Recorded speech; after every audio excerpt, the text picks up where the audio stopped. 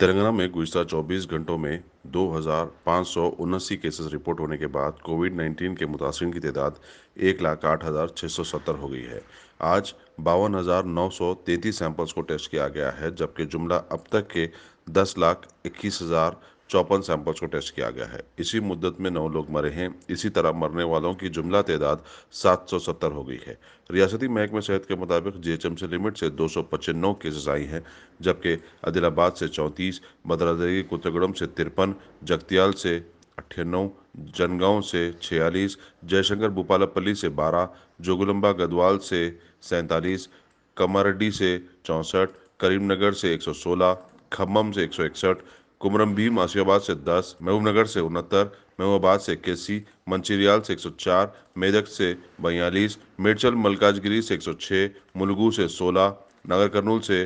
48, नलगुंडा से 129, नारायणपेट से 19, निर्मल से 28, निजामाबाद से 142,